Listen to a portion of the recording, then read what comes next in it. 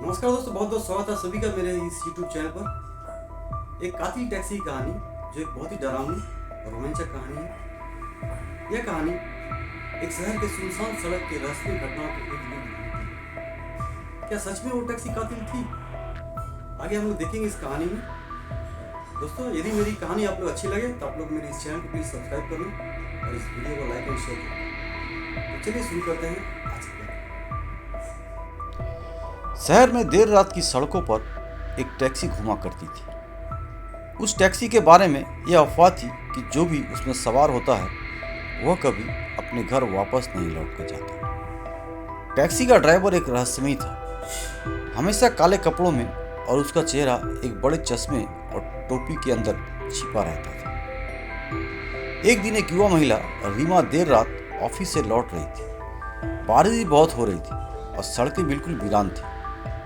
उसने एक टैक्सी को अपनी ओर आते देखा।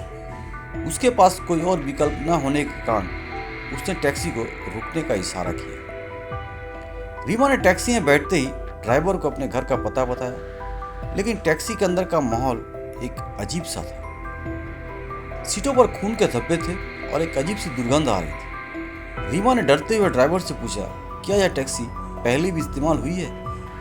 ड्राइवर ने बिना पीछे मुड़े धीमे स्वर में कहा, यह टैक्सी सिर्फ खास लोगों को लेकर ही चलती है। रीना ने महसूस किया कि टैक्सी किसी गलत दिशा में जा रही थी। उसने उसे रुकने को कहा, लेकिन ड्राइवर ने एकदम अनसुना कर दिया। अचानक टैक्सी के दरवाजे लॉक हो गए। रीमा ने खिड़की से बाहर झांकने की कोशिश की, लेकिन बाहर सिर्फ अंधेरा और जंगल ही नजर आ रहा था।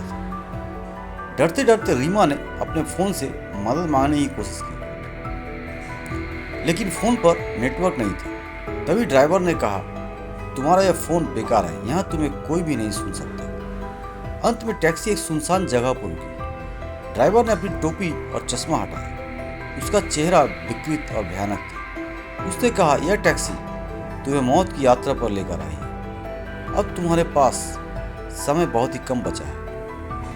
रीमा ने हिम्मत जुटाई और टैक्सी के पिछले सीट से एक रॉड उठाई, जो शायद पिछले यात्रियों का सामान था। उसने ड्राइवर पर हमला कर दिया। अब किसी तरह दरवाजा खोलकर वह भागने में सफल हुई। रीमा किसी तरह पास के गांव पहुंची और पुलिस को सूचना दी। पुलिस ने टैक्सी को ढूंढा, लेकिन वह गायब हो चुकी थी। उस दिन से रीमा ने कभी भी रात को टैक्सी में सफर नहीं किया। दोस्तों, क्या सच में वह टैक्सी कातिल थी या यह सब रीमा का भ्रम था? इसका जवाब मैं आप लोगों पर छोड़ता हूं।